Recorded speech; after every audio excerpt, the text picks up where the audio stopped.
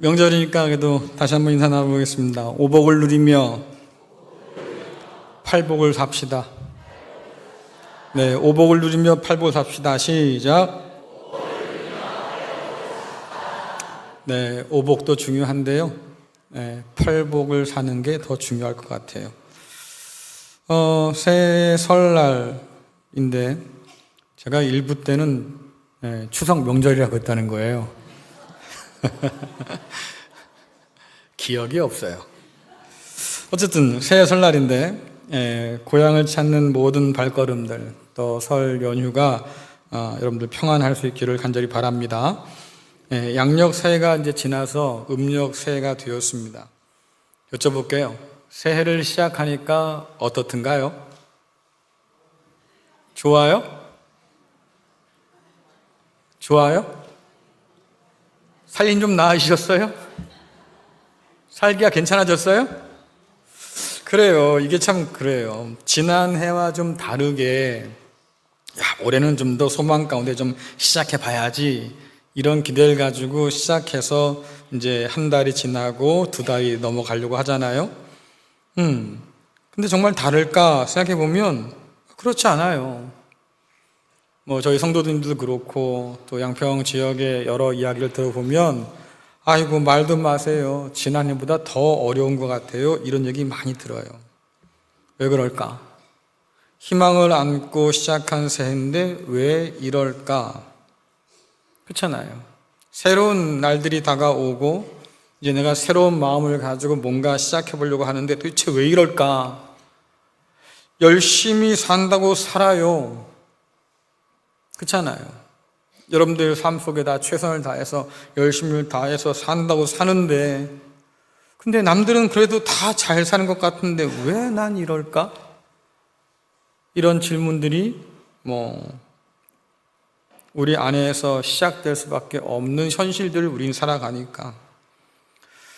근데 우리의 영적 상황도 다르지 않을 것 같습니다. 분명 로마서 5장에서 우리가 살펴봤어요.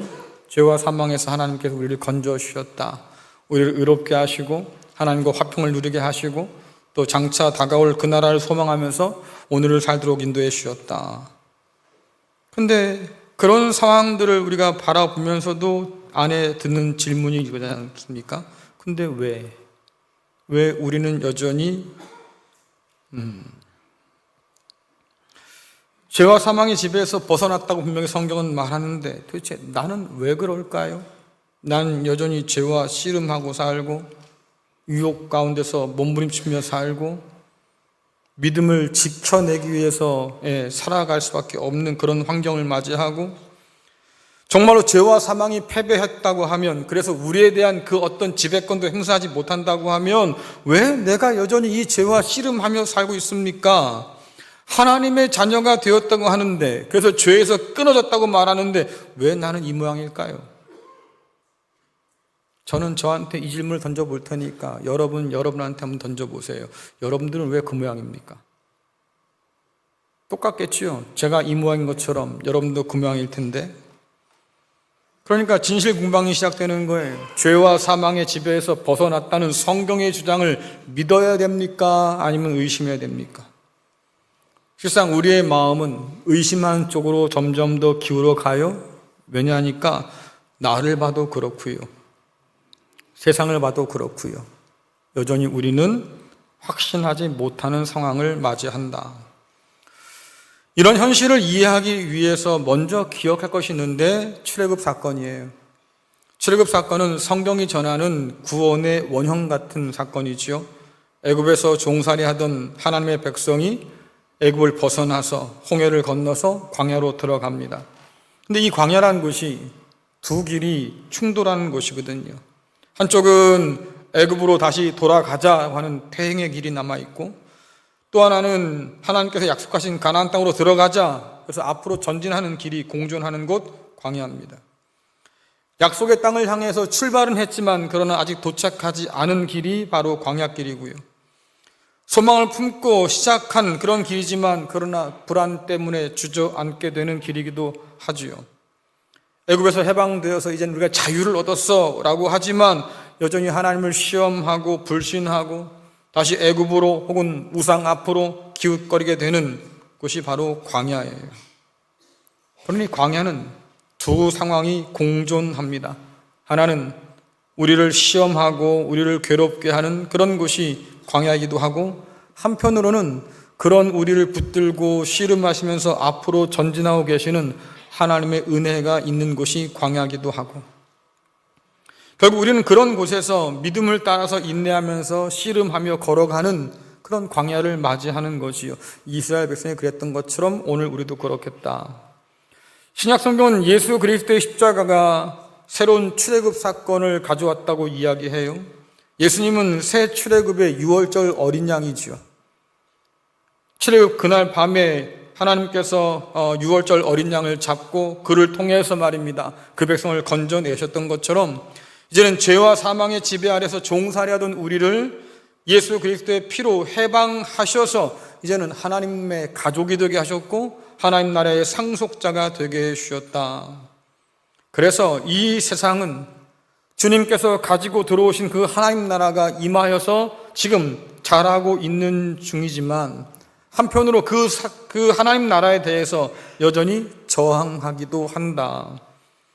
어둠 가운데 빛이 비쳐서 어둠과 빛이 공존하는 그런 세상이기도 하겠다.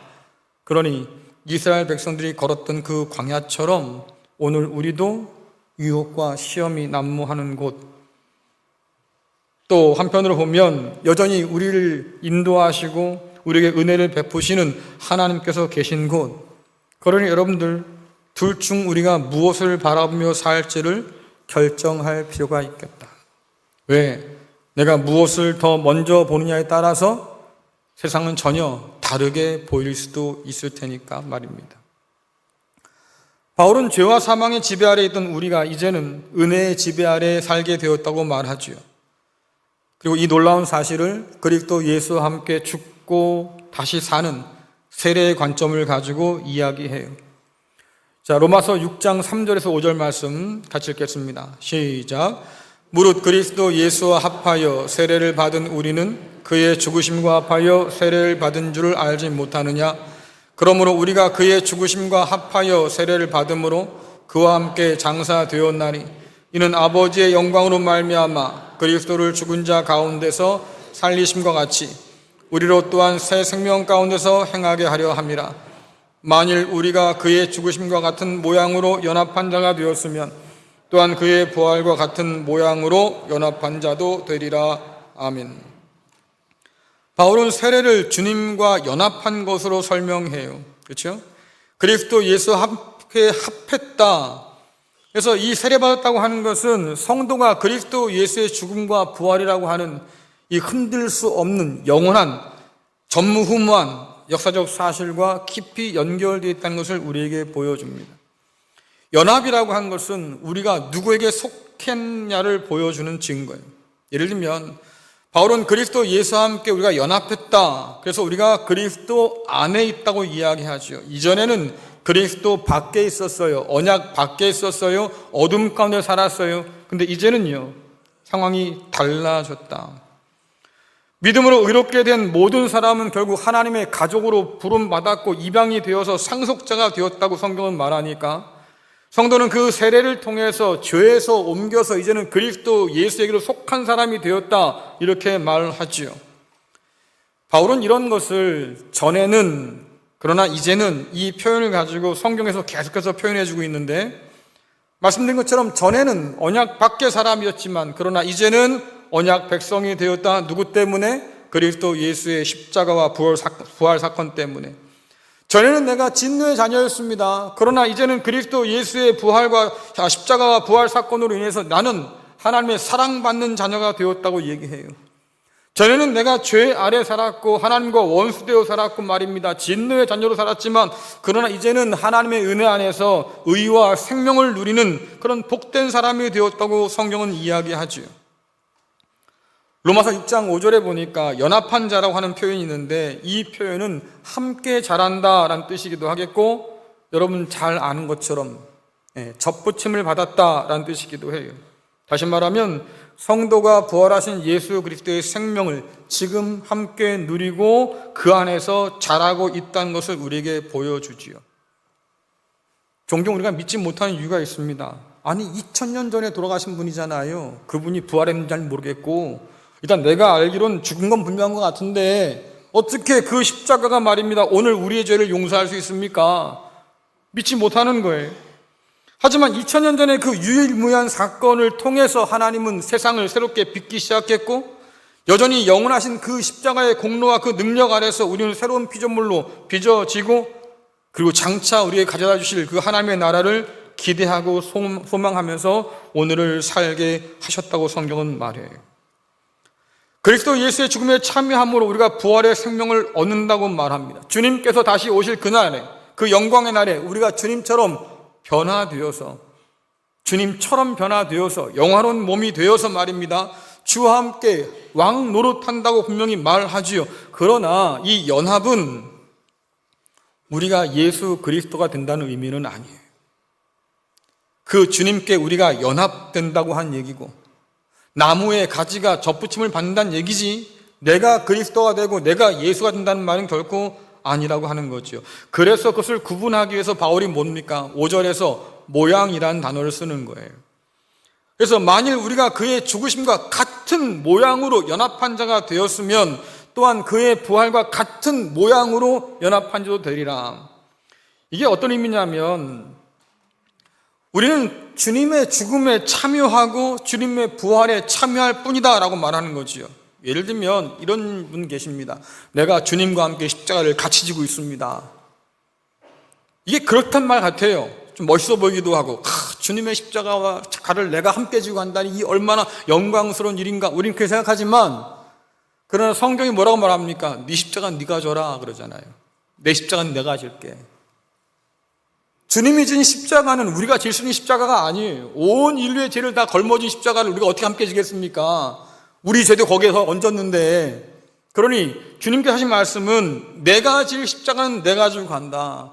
그러니 너희들은 나처럼 너희 십자가를 지고 나를 따라와라 라고 분명히 말씀하잖아요. 그 얘기는 뭡니까? 우리가 예수는 아니라는 거예요. 그리스도 예수와 함께 연합한 사람이긴 하지만 그렇다고 우리가 예수는 아니다. 하나님의 자녀로 부름받긴 했지만 그러나 참 아들은 예수 그리스도시고 저와 여러분은 양자로 부름받아서 하나님의 가족이 되었다. 그러니 넘어설 수 없는 질적인 차이는 분명히 있겠다라고 말하는 거죠. 바울은 예수 그리스도의 죽음과 부활에 참여하는 우리가 그 은혜 아래서 누리는 복이 있는데요. 지금 이미 우리가 받은 복이 있고 앞으로 장차 누릴 복이 있다고 말합니다. 자, 로마서 6장 6절에서 7절 말씀 보겠습니다. 시작. 우리가 알거니와 우리의 옛사람이 예수와 함께 십자가에 못 박힌 것은 죄의 몸이 죽어 다시는 우리가 죄에게 종노릇하지 아니하려 함이니 이는 죽은 자가 죄에서 벗어나 의롭다 하심을 얻었습니다. 아멘. 예수 그리스도와 함께 십자가에 못 박혀서 우리가 죽었다라고 할 때 우리의 옛사람이 죽고 우리의 죄의 몸이 죽었다 얘기해요. 우린 자꾸 이것을 이해를 잘 못해서 그래서 아직도 내가 덜 죽어서 내 안에 옛사람과 새사람이 지금 싸우고 있는 중입니다. 우린 이렇게 얘기하지만 성경은 그렇게 가르치지 않습니다. 옛사람은 이미 죽었어요. 이 얘기를 다르게 바꾸면 죄가 더 이상 우리를 지배하지 못한다는 얘기기도 하겠고 우리가 죄에 대해서 다시 순종하고 죄의 종으로 살 이유가 없어졌다는 말이기도 하다 그 말이지요. 예수 그리스도 안에 우리가 있기 때문에 우리는 죄에서 벗어나서 이미 의롭다 하심을 얻은 사람들이기 때문에 더는 죄의 종 노릇할 이유가 없어졌다. 죽음을 이기신 주님과 함께 연합해서 우리 역시도 이미 그 생명을 누리고 하나님의 은혜 아래서 앞으로 장차 하나님의 자녀가 될 것이 아니라 이미 하나님의 자녀요 상속자가 되었고 우리는 앞으로 말입니다 어둠에서 빛으로 옮겨질 거야가 아니라 이미 어둠에서 빛으로 옮겨졌고 이미 심판에서 우리는 영생으로 옮겨졌다고 성경은 분명히 말씀하니까 우리가 지금 누리는 복이 얼마나 큰지를 한번 생각해 보라 그 말이에요. 주께서 그런 말씀 하셨잖아요. 아버지께서 내게 준 사람들이 있는데 나는 그 사람을 절대로 놓지 않을 거다. 누구도 내 손에서 그들을 빼앗을 수 없을 거야. 그 주님께서 이미 우리를 붙들고 계시고 그 은혜 가운데 우리를 다스리고 계시니 누구도 우리를 건들지 못한다. 그 어떤 죄라도, 그 어떤 사망의 권세라도, 심지어 사탄의 권세라 할지라도 우리를 어쩌지 못한다. 이것이 우리가 지금 그리스도 예수 안에서 누리며 사는 영적인 현실이다라고 얘기하는 거지. 바울은 이어서 우리가 장차 누릴 복이 무엇인지를 보여주는데 로마서 6장 8절에서 9절 말씀 읽겠습니다. 시작. 만일 우리가 그리스도와 함께 죽었으면 또한 그와 함께 살 줄을 믿노니 이는 그리스도께서 죽은 자 가운데서 살아나셨음에 다시 죽지 아니하고 사망이 다시 그를 주장하지 못할 줄 알미로다. 아멘. 예수 그리스도의 죽음에 동참한 우리는 예수 그리스도의 부활에도 동참한다. 다시 말하면 주님과 함께 죽은 자는 주와 함께 부활한다 이 말이잖아요. 이것은 우리의 소망이에요. 자, 여러분 가운데 지금 나는 부활했다 한번 흔들어 보십시오. 나는 부활했다. 지금 손들면 안 돼요. 큰일 나는겨. 왜? 아직 우린 죽어본지를 않았어요. 하지만 믿을 수 있는 게 뭐예요? 나는 부활한다. 왜? 주님께서 부활하셨으니까. 그러니까 이 소망은 아무런 근거 없는 소망이 아니고요. 주님께서 죽음을 이기시고 부활하셨기 때문에 그와 연합한 우리가 품을 수 있는 그런 소망이다라고 하는 거죠. 안타깝게도 이 소망을 잃어버린 사람들이 오늘날 상당히 많아요.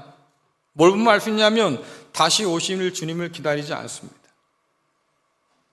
내가 하나님의 자녀가 되었다? 그래서 뭐? 상속자가 되었다? 그래서 뭐? 다시 하나님께서 내게 가져다 주실 그 놀라운 나라들을 우리는 소망하지 않는 그런 시대를 살고 있어요. 아까 말씀드린 것처럼 오복은 좋지만 팔복은 싫은 거죠. 하나님 내게 오복을 더해 주십시오. 우린 그렇게 기도할지언정 하나님 내가 팔복을 누리며 살겠습니다. 이런 생각 많이 안 하잖아요. 팔복을 누린다고 하면 그리스도 예수 때문에 고난받아야 되고 가난하게 돼야 되고 그렇잖아요. 내 마음이 빈 마음이 돼야 되고 자랑할 것이 아무것도 없어야 되고 세상 사람처럼 그렇게 부정직하게 살 수 없어서 말입니다. 청결하게 살려고 길을 써야 되고 뭐 이래야 될 텐데 그러면 고생스럽잖아요. 나는 안락함이 좋은데 그러니 팔복보다는 오복에도 관심이 많은 사람들이죠. 그러다 보면 하나님 마음으로부터 점점 멀어지겠다. 근데 성경은 둘 다를 믿어야 한다고 가르쳐요. 사랑의 하나님이시면 그분은 정의의 하나님이시죠. 우리를 용서하시는 분이기도 하시지만 그러나 우리의 죄 때문에 아들을 십자가에 내어 놓으신 분도 하나님이셔요. 우리는 하나님의 은혜로 용서를 받지만 우리 때문에 그 아들은 십자가 밑에서 죽어가야 했습니다. 하나님은 사랑의 하나님이시지만 동시에 정의의 하나님, 모든 것을 다 초월하여 계신 그런 절대자이기도 하시지만 그러나 누구보다도 우리 가까이 찾아오시는 그런 하나님, 이 세상을 창조하신 하나님뿐만 아니라 구원하시는 하나님, 더불어서 그리스도 예수도 마찬가지죠. 하나님과 동등된 분이시지만 그러나 그분은 우리와 똑같은 사람이 되어서 이 땅 가운데 오셨다. 둘 다 믿어야 돼요. 십자가 달려 죽으신 그 주님은 또 누구냐라고 하니까 죽음을 이기시고 다시 사신 분이기도 하시다. 그러니 우리 역시 죽음의 지배 아래 놓이지 않을 것을 믿을 수 있다 그 말이에요. 우리 주님께서 죽음을 이기시고 살아나셨으니까 그와 연합된 우리에게도 말입니다. 그 놀라운 생명력이 다시 주어진다고 믿을 수 있는 거지요. 이것이 우리가 가진 장차 얻을 복이라고 분명히 성경은 이야기해요. 그래서 바울이 뭐라고 그럽니까? 이미 당신들도 알고 있듯이 이렇게 말해요. 중요한 건 물어보는 거지. 그래서 알고 있을까요? 교회를 다니는 것만으로는 알 수가 없어요. 성경이 무엇을 말하는지를 끊임없이 연구하고 그 의미를 캐고 그 진리를 가슴에 새기고 하나님이 그리스도 예수를 통해서 만들어 두신 이 놀라운 일들을 우리가 믿음으로 믿지 않는다고 하면 결코 우리는 그것을 알 수 없는 비밀로 남겨둘 수밖에 없는 거지요. 이러한 믿음의 현실이 우리에게 요구하는 삶이 무엇일까? 자, 로마서 6장 10절에서 11절 같이 읽겠습니다. 시작. 그가 죽으심은 죄에 대하여 단번에 죽으심이요 그가 살아계심은 하나님께 대하여 살아계심이니 이와 같이 너희도 너희 자신을 죄에 대하여는 죽은 자요 그리스도 예수 안에서 하나님께 대하여 살아있는 자로 여길지어다. 아멘. 여러분, 죽는 자는 말이 있어요, 없어요? 말이 없는 거예요, 말을 못하는 거예요? 어려운 질문도 아니잖아요. 죽은 자는 말이 있어요, 없어요? 일단 없어요. 그럼 말이 없는 까닭이 뭐예요? 말을 할 수 있는데 안 하는 거예요? 말을 못하는 거예요? 그렇죠. 죽은 자는 말을 못하는 거예요. 마찬가지로 말입니다. 죽은 자는 움직이지 않아요. 어떤 자극에 대해서도 반응하지 않아요. 잠자는 사람 발가락 사이에다가 말입니다. 짓궂게 옛날엔 장난을 많이 쳤어요. 성냥을 태워서 그 까맣게 된 걸 고기 사이 끼워 놓지요. 그리고 이렇게 불을 붙여요. 그럼 이게 향처럼 타들어간단 말이에요. 그러다가 나중에 그 발가락 사이에 따끔한단 말입니다. 예, 우린 그러고 놀았어요. 예, 조심하세요, 그러니까. 여러분, 그러면 무슨 말이에요? 죽은 것처럼 잔다고 그래도 말입니다. 따끔하면 깜짝 놀래 깨잖아요. 왜? 살았으니까. 근데 죽은 사람에게 그렇게 해보세요. 움직이면 다행이지. 산 거니까. 근데 움직이지 않아요. 반응하지 않아요. 흔들어도 말입니다. 꼬집어도 말입니다. 반응이 없어요. 왜? 죽었으니까. 바로 그 말이에요. 예수 안에서 죄에 대해 죽은 자는 죄에 반응하지 않는다. 이 얘기는 다시 죄 앞에 무릎 꿇지 않는다 그 말이에요. 죽음을 이기고 부활하신 예수 그리스도처럼 나를 살리신 하나님께만 반응하지 죽은 이 몸으로 죄에 대해서 반응하지 않는다. 다시 말하면 성도는 죄의 유혹과 그 명령에 대해서 순종할 필요가 없다는 뜻이기도 해요. 오직 하나님에 의해서, 하나님을 위해서, 하나님의 것으로 살도록 우리가 부름받았기 때문에, 그래서 주인이 달라졌기 때문에 더는 옛 주인인 죄에 대해서 순종할 필요가 없고요. 오직 그리스도 예수, 우리 하나님 아버지께만 순종할 수밖에 없다. 이것이 하나님께 대하여 살았다고 하는 의미예요. 예수 안에서 하나님께 대하여 살아있는 자로 여기라고 하는 것은 참 중요한 말인데, 그건 사실은 그렇지 않은데 그렇게 치라고, 그냥 살아있다고 그냥 믿어, 뭐 이런 의미가 아니에요. 정말로 하나님께서 우리를 위해서 행하신 일이 있으니 그것을 믿음으로 받아들이라고 하는 이야기지요. 내가 죄에 대해서 죽었다고 느끼지 못할 때가 있잖아요. 저도 좀 화가 좀 많은 사람이어서, 자꾸 이렇게 불ปุ๊뿌 막 일어날 때가 있으니까 한 번은 제가 되게 회개하는 마음으로 하나님께 약속을 했어요. 하나님, 제가 그냥 꾹 참을 테니까 이 속을 좀 다스려 주세요. 잘 참았어요. 2달 정도 갔을 거예요. 제가 얼마나 대견하겠어요. 그렇죠? 스스로 거울을 보면서 너 참 잘했다. 어떻게 그걸 다 참아냈니? 아이고, 야, 너 사람 됐다. 막 이러고 있었어요. 특세가 지나고 특세 마지막 아침이었습니다. 새벽 예배 다 마치고 할렐루야 하고 그러는데, 야, 어떤 그 조그마한 사건 하나가 저를 폭발시키더라고요. 쏟아내고 난 다음에 제가 한참 울었어요. 하나님, 나는 이런 사람이군요. 이런 사람이군요. 나는 썩 괜찮은 줄 알았는데, 잘 참았다고 생각했는데, 그래서 좀 더 나은 사람이 되었다고 내가 생각했는데, 야, 나는 어쩔 수 없는 사람인가 봅니다. 스스로 그런 생각이 들더라고요. 나는 왜 이럴까요? 저를 바라보는 눈빛이, 그렇지 뭐 목사님이. 근데 여러분은 안 그래요? 여러분은 안 그런 것처럼 식심이 뚝 떼고 나를 그렇게 바로 보지 마시라고.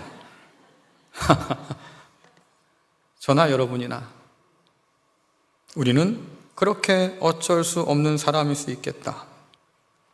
근데 문제는 뭐냐면 내가 어쩔 수 없다고 하는 이것 때문에 하나님께서 행하신 일이 무효가 됩니까? 아니잖아요.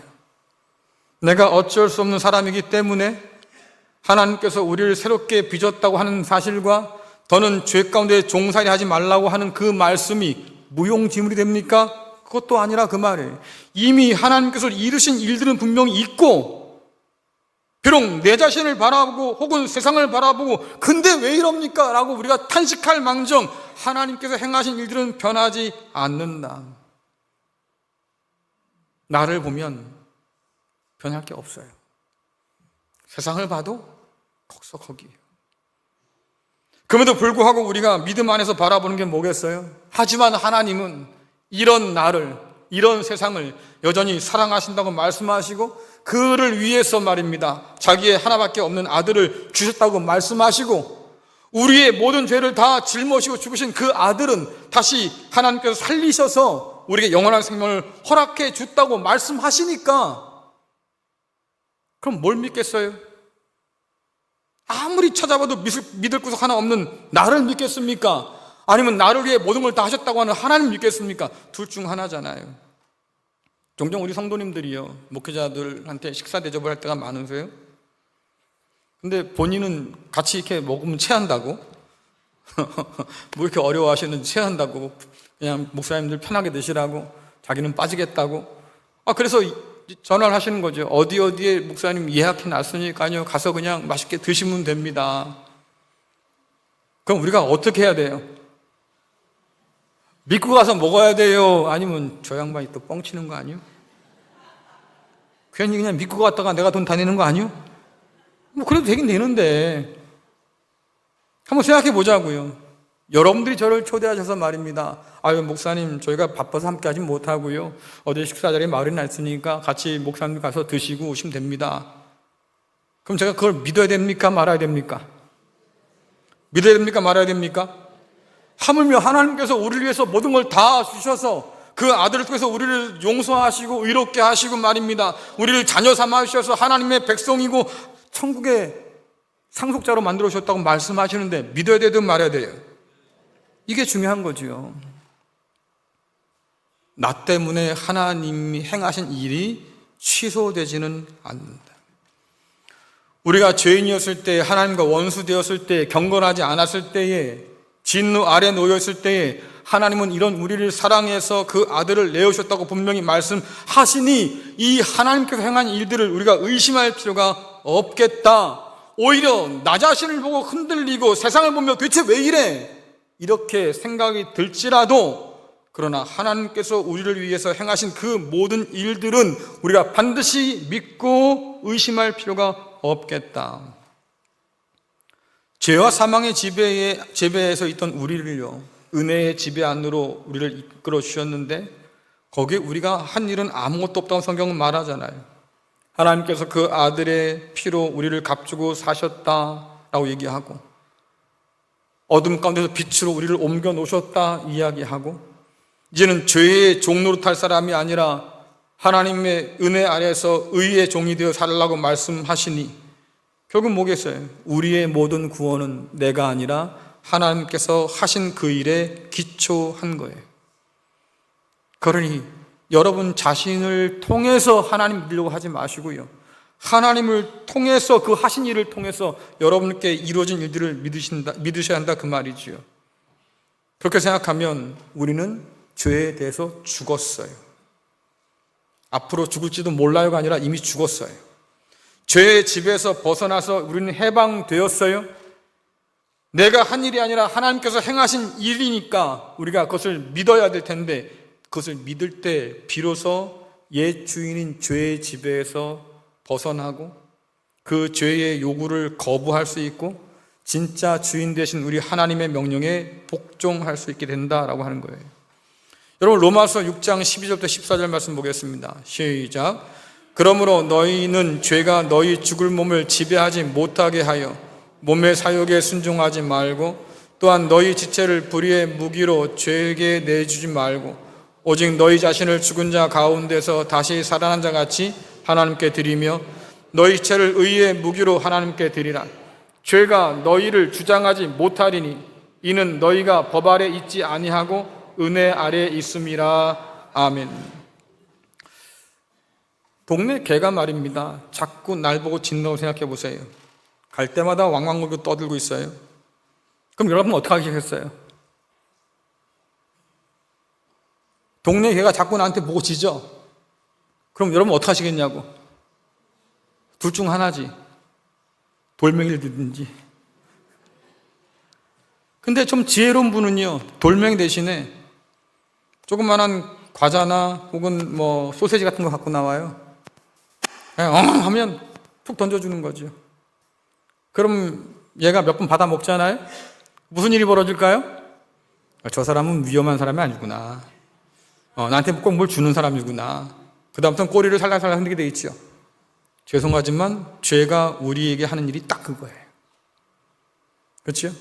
우리한테 그렇다는 거 던져줘요. 유혹거리를 던져주지요. 그게 얼마나 보기 좋은지 보암직도 하고 먹음직도 할 것 같아서 덥석 물어버리고 나면 결국 거기에 다시 종되어 산다. 그런데 내 주인이 누군지 분명히 알면 아무데나 꼬리치지 않는다 그 말이에요. 아무거나 덥석 물지 않는다 그 말이에요. 하나님께서 내게 허락하신 것이 무엇인지 안다고 하면, 그래서 내가 누구에게 속한 사람인 줄 안다고 하면 다시는 죄 앞에 무릎 꿇지 않는다고 하는 얘기지요. 지난주에 말씀드린 것처럼요, 우리는 사과 나무니까 사과 열매를 맺어요. 그렇죠? 비슷하게 좋은 나무는 좋은 열매를 맺는다고 분명히 말씀하셨으니까, 그러면 좋은 나무에 다른 나뭇가지를 접붙였어요? 그럼 뭘 맺겠어요? 좋은 열매를 맺겠지요. 저와 여러분이 사망과 죄 가운데 놓여있던 사람인데 그런 나를 꺾어서 말입니다, 그리스도 예수 좋은 나무에 딱 붙여주셨어요. 이제는 주님께 우리가 은혜를 공급받고 진액을 공급받고 생명을 공급받아요. 그럼 우리가 뭐가 되겠습니까? 좋은 열매를 맺겠지요. 누구 닮아서? 주님 닮아서. 그래요. 하나님께서 그리스도 예수를 통해서 우리의 존재를 바꿔 놓으시고 그렇게 살라고 말씀하신 이유가 있는 거지요. 만약에 말입니다, 그래, 믿음을 가지고 열심히 살고 율법을 잘 지키고 선을 행하고 그래, 그러면 내가 너희를 내 자녀 삼아 줄 거야 라고 한다고 하면 여러분, 우리 가운데 몇 명이나 하나님 자녀가 될 수 있을까요? 몇 명이나 하나님 자녀가 될 수 있을 것 같아요. 하나님께서 우리에게 주신 그 모든 율법을 다 지켜서 말입니다, 착하게 살고 선하게 살아서 말입니다, 우리가 하나님의 자녀가 될 수 있다고 성경이 말한다고 하면 우리가 몇 명이나 하나님 자녀가 될 수 있을 것 같아요? 예? 몇 명이나 될 것 같아요? 아니 뭐 자기한테 이렇게 자신이 없어요. 적어도 나는 될 수 있을 것 같습니다, 이런 사람 없어요? 죄송하지만 없어요. 한 명도 없어요. 만약 그게 가능하다고 하면 굳이 여기가 왜 나왔겠어요, 우리가? 그래서 하나님께서 뭐라고 말씀하십니까? 그래서 내가 너희를 좋은 가지에 접붙였어. 그게 우리의 존재가 바뀐 이유예요. 내가 너를 새로운 피조물로 만들어 두었어. 내 아들의 피로 너를 값주고 사서 내 것으로 이미 삼았어. 그러니까 너는 이제는 그 정체성대로 살면 돼. 은혜 받은 대로 살면 돼. 내가 너를 내 자녀 삼았으니까 내 자녀답게 살면 돼. 그게 오늘 우리가 읽은 이 말씀이에요. 예수 그리스도의 죽음과 부활에 참여함으로써 우리가 하나님 나라를 상속하게 되었다. 그리고 앞으로 그 나라를 소망하며 살게 되었다. 이 모든 은혜를 주신 분도 하나님입니다. 예수 그리스도께 접붙임 받아서 말입니다, 그리스도 예수의 생명으로 살도록 만들어 주신 분도 하나님이시고, 그리스도 예수와 함께 모든 좋은 것을 함께 누리도록 만들어 주신 분도 하나님이시죠. 주인이 바뀌었다. 죄와 사망도 내 주인이 아니고 심지어 내 인생은 내 것이야, 그렇게 우기는 우리조차도 내 인생의 주인이 아니어서 결국 우리 자신의 욕망을 따라 살아서도 안 되고, 옛 주인인 죄와 사망 안에 다시 무릎 꿇고 조아려서도 안 되고, 그 아들을 통해서 저와 여러분을 의롭다고 하신 그 하나님의 은혜 아래 살면서 그 뜻에 순종하는 것, 그것이 은혜의 지배 아래 사는 우리들의 진짜 모습이라고 말씀하는 거지요. 그걸 한번 물어봅시다. 우린 지금 누구의 지배 아래 살까요? 나는 죄와 사망의 지배 아래 살고 있습니까? 아니면 그리스도 예수를 통해서 베풀어 주신 하나님의 은혜의 지배 아래 살고 있습니까? 여러분 어느 쪽에 살고 있어요? 어느 쪽에 살고 있어요? 아직도 확실하지 못할 것 같아요? 그러니 여러분 자신을 보면 확신할 수가 없다니까. 그렇지 뭐 내가 그렇지 뭐 이런 내가 뭘 어떻게 하겠다고. 아니요, 하나님께서 그런 나를 위해 행하신 은혜가 있으니 그 은혜 아래 머물며 살면 우리는 죄에 대해서 아니요 라고 할 수 있고요, 하나님을 향해서 예라고 말할 수 있다 그 말이에요. 바울은 이렇게 값없이 주신 하나님의 은혜를 너무나 가볍게 여기는 사람들의 궤변을 우리에게 소개해 주는데, 자, 로마서 6장 1절부터 2절 말씀 읽겠습니다. 시작. 그런즉 우리가 무슨 말을 하리요? 은혜를 더하게 하려고 죄에 거하겠느냐? 그럴 수 없느니라. 죄에 대하여 죽은 우리가 어찌 그 가운데 더 살리요? 아멘. 이들이 지금 뭐라고 떠드는 거냐면, 야, 죄인인 우리에게 하나님의 은혜가 말이죠, 그렇게 값없이 넘쳤다고 하면 그 은혜를 더 받기 위해서 말이죠, 우리가 죄를 더 지면 되지 않을까?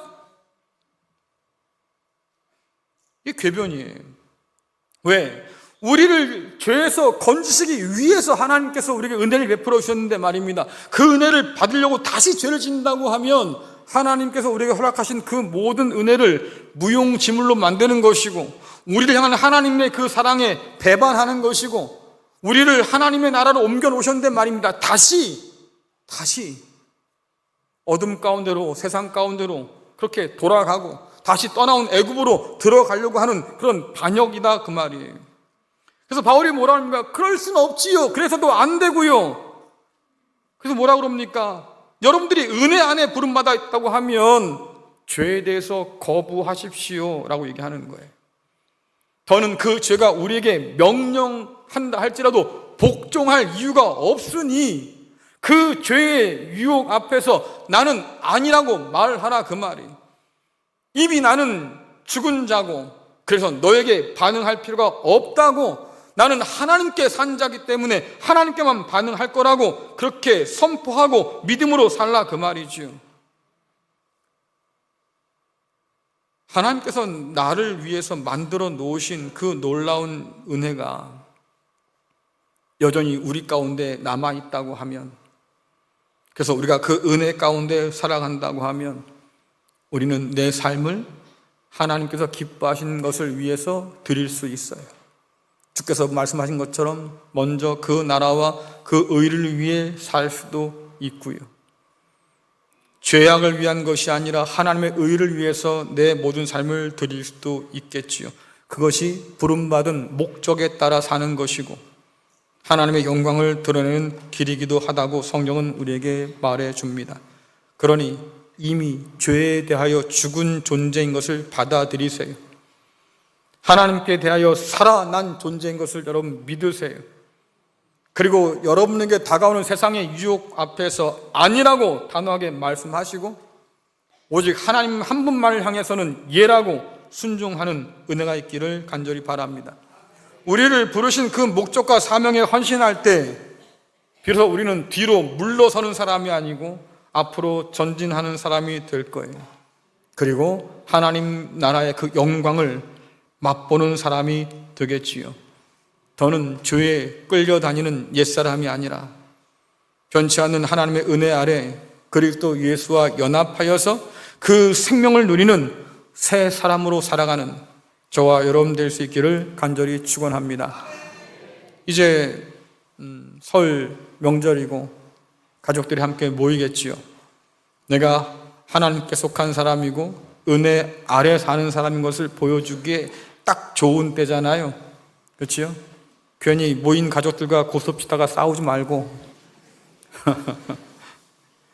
형제간에 모여서 뭘 더 받았니 덜 받았니 서로 싸우지 말고 그냥 오늘 주신 말씀처럼 말입니다, 서로 위로하고 격려하고 축복하고 그럼으로써 그리스도 예수에게 속한 사람인 것을 증명해내는 그런 설 명절 낼 수 있기를 간절히 축원합니다.